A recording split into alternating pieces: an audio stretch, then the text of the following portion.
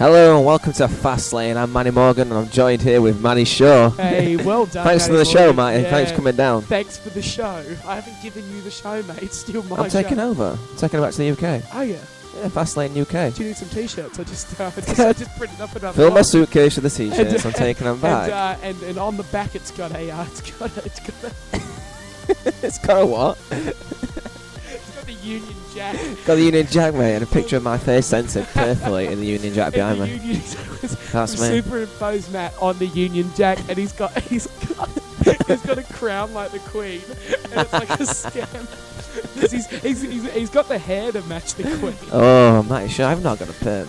Oh, yes, you have, mate. No, mate, this is all natural. We're going to talk about Henry on today's show. We're going to say goodbye to Matty Morgan and thank him very much for his efforts. Also, more about just real, genuine rubbish from throughout the week. This is Fastlane. Enjoy.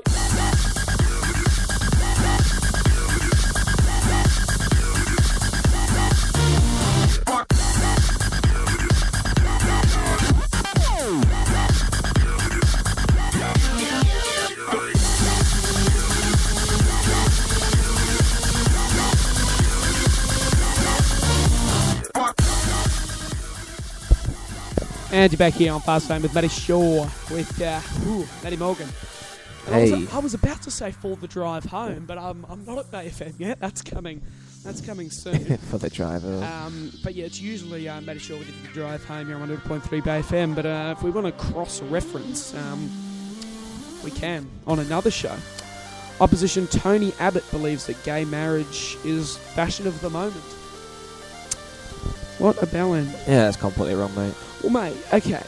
As I've always said, great things happen when you leave. Like my opportunities with radio and things like that. You leave the UK, they legalise gay marriage. You don't go to New Zealand, they legalise gay marriage. You solely have ruined it for all Australian gay and lesbian couples. And as soon as I leave, that law is going to get passed, mate. That legislation is going to be passed. It's going to be literally an overnight thing. So next Tuesday, gay or lesbian, get ready. Matty Morgan's leaving the country, guys. Great things happen. Great things happen when Matty Morgan's not around. Anyway, you know I love you, mate. Political hopeful Clive Palmer. Now, have you heard about Clive Palmer? I don't think so. Mate. All right. What he is, okay? He's my favourite overweight billionaire, okay? Is your favourite overweight billionaire? He's probably about 150 kilos and he's worth about $150 billion, okay? He's a mining mogul. He made all his money from mining, okay? Okay. Okay, his plan is, all right, he's Australian. He's running for office, okay? So he's trying to become Prime Minister of the country, which will never happen. All he's going to do is split the vote. So one group of people are Liberal and one group of people are Labor, and then there's a sort of bit in the middle that are sort of like, floating around. Yeah, just floaters, okay? He's either going to split the vote for Labor, so people are either going to vote Labor or Clive, and then Liberals going to stick with all their members, or it's going to be the other way around. Oh, okay. All he's going to do is just ruin the election. Or someone like Labor's going to come up to him and be like, do you want to side with us and whatever and become a coalition? And yeah. So there's no way he'll ever become Prime Minister because he's nuts, okay? He's rebuilding the Titanic. Really? I heard about this, yeah. Yep. He's rebuilding the Titanic. I got a DVD in the mail, personally addressed to me and my family. It said, Dear Resident. I don't know how he knew my name. Wow. From Clive. And on the DVD is all of his policies. He's only got 6 of them. I couldn't tell you them because I wasn't paying much attention. I just skipped right through. There's a whole 13-minute film about how he is making the Titanic 2. It's actually being made now in China. It's being assembled. And he's paying for all this. He just wants a Titanic. So he wants a Titanic, and then he's going to sell like P&O cruise liners. It's with like a Blue Star cruise liners or something, and people can go for a price, obviously a very hefty price, on the Titanic and re-experience. And while you're on the ship, there's the best part about it. You get dressed in 1912 clothing. He's getting clothing specially made, so you can all look like twats. Is there a shortage of life boats and stuff like that, mate? Sure. No. To make it offensive, we're going to crash into a fake iceberg on the way. On its maiden voyage, and they're gonna like pretend it's going to break it off just for a laugh. No, but wouldn't it be funny if on the maiden? Well, no, not really funny, but like. Wouldn't it be ironic if, like, the first time he started out, it crashed?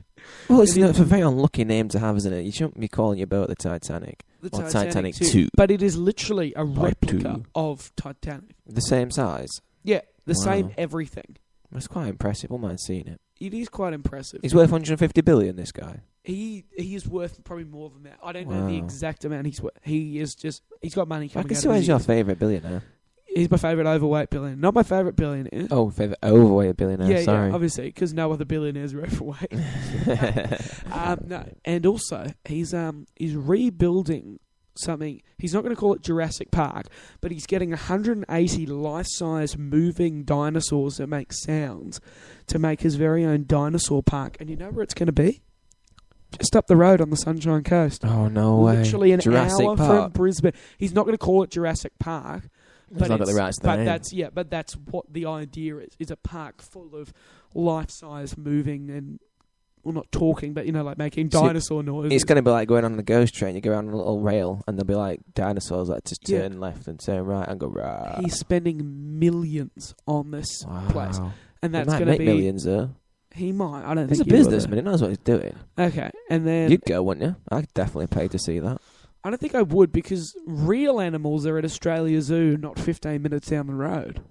Like, Yeah, but we haven't got dinosaurs at Australia Zoo. but they're just concrete and plastic dinosaurs. Like, not that amazing. Like, When you go on a dinosaurs- ghost train, they're not like- real ghosts, are they? They're just like plastic things that I jump don't know out at what you. your obsession with ghost trains is, mate. I don't It's the love same ghost prim- trains It's the as same hard premise, as you. man. It's the How- same premise. How hard do you love ghost trains? How hard do I love them? You love them hardcore? Oh. Turn it way up, mate. Matty Morgan loves a ghost train. Well, everyone's favourite underweight politician, Kevin Rudd. Hey, ready. I've got no stories about Kev this week. No. But I Oh, just have we got really anything love about his Justin Bieber this week? life. For you last week, mate, there was a story, but There I decided was. to leave it. No, I like ripping that guy. Oh, I thought you didn't. I thought last time I put Justin Bieber and Simon Cowell in the same show, and Oh, yeah. you almost left. Nearly smashed the place up, didn't I? For 4 days, he didn't speak to me. No, thanks for that, mate. Show. I mean, I've got high blood pressure. Well, Clive Palmer's made a cameo appearance on a television comedy show, lightheartedly spruiking his value as a Prime Minister. I would make an excellent Prime Minister, and it's time. And in time, a good emperor. Emperor? He has created an organisation called the Palmer Institute of World Domination. And he said to let it to my house. I only invest money in top ideas like engineering dinosaurs and building the Titanic. Is that what he said on it? Yep. I bet this guy's nuts. He's an idiot. Oh, Anyway, jeez. moving on from Clive to people who are drunk. Now, last Saturday night, was it? It was a couple of Saturdays ago. I don't know It what. was a few Saturdays ago. When we were out. Matty Morgan was pretty pole, everyone. I was not. He was literally right. He drove home, obviously. What? Got pulled over. By Cummins. Sergeant Cummings pulled him over, and he was 0.6. 0.6, man. 0.6. The legal limit's 0.05 to 0.6. He's 12 times over the legal limit.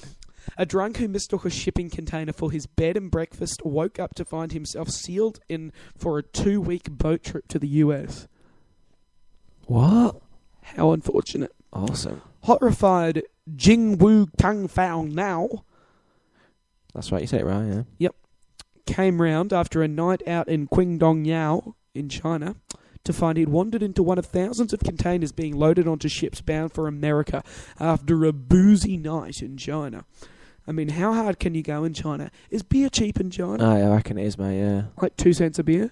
I can't That's- tell you. I don't know what the that's your exchange dream, rate is, isn't but it? it's a lot cheaper than Australia, that's for sure. You could literally get drunk for $1 Mate, you can get drunk and stay in a 5-star hotel on $1 and drive a Mercedes and drive a Mercedes. Just and don't have miss 6 wives. Just don't miss the toilet seat, as Yeah, you're don't going to lose all miss your the money. toilet seat, otherwise it's $17.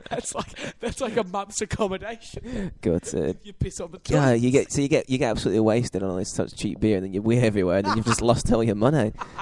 No That's how way, they- man. That's how they get you. In Brisbane, it's the cab fare home. But Yeah. in China, it's pissing all over the wall. Sergeant Cummins is in your room. Oh, wow, man. He telephoned for help and was eventually tracked down in a container stacked 20 metres in the air just hours after the ship set sail.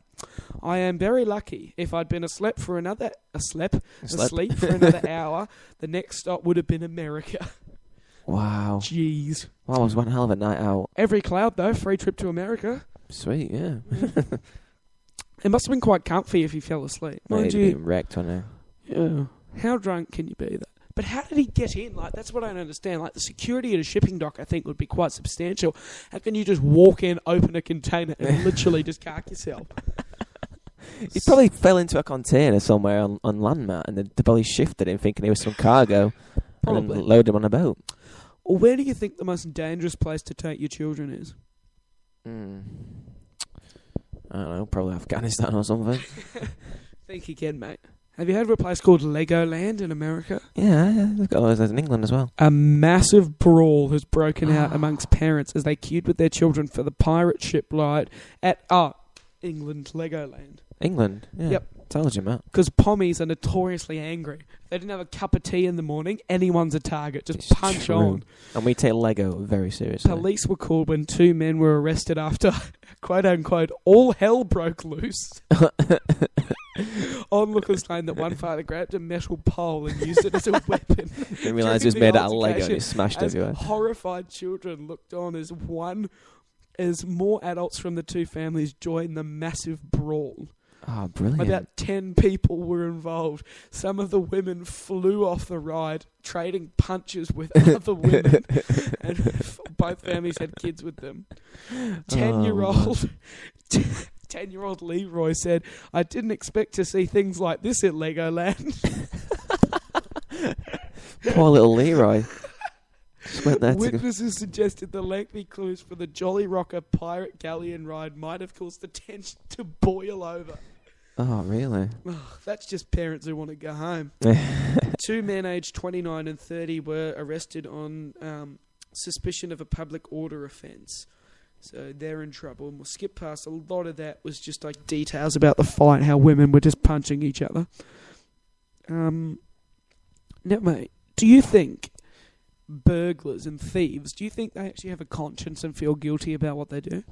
No, because if they did, they wouldn't do it. Well, 6 burglars in the United States have returned stolen computers along with an apology note after realised they had robbed an organisation which helps victims of sexual violence. You see, that's very nice. These people have got a heart, haven't they? That is, robbers broke into the San Bernardino Sexual Assault Services Centre, moving between the walls and floorboards to avoid the building's security system. They stole 6 computers, a laptop, and a bag of valuables. And then it went up on the news saying that you're stolen from there. Then they sent back the note saying, we had no idea that what we were taking. Here's your stuff back. I hope you guys can continue to make a difference in people's lives. Oh, that's a nice story, that might show. Is it though? We're not really about feel-good stories here. But it's nice to throw one in there every now and again. Is it? Moving on, what's next? Yeah, moving on.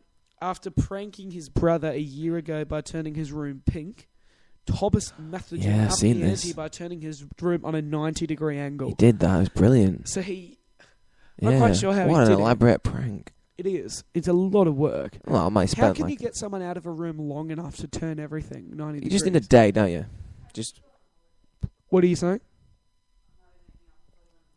Oh, yeah, he's gone on holiday. Yeah, you're probably right. Oh, he might have gone on holiday. Well, his younger brother, Jamil Sajid, thought that war was over until he walked in to find the contents of his room had been tilted. His bed and computer desk were now bolted to the wall. His ceiling light was on the other wall. And you can watch the video on the Fastlane Facebook page. Wouldn't it have damaged his furniture, like bolting his bed to the wall? Oh, yeah. But it's fully worth it. But is it, though? I'm thinking about it from the other guy's perspective. Yeah, but look at how many views. I bet it's got... How many hits is it on YouTube now? But it's like loads. Well, every cloud, the guy whose room it was said, at least I can pretend to be Spider-Man. Wow. How unfortunate. What a twat. Deserved to be pranked. They're going to sleep upside down. All right. Now it's time for...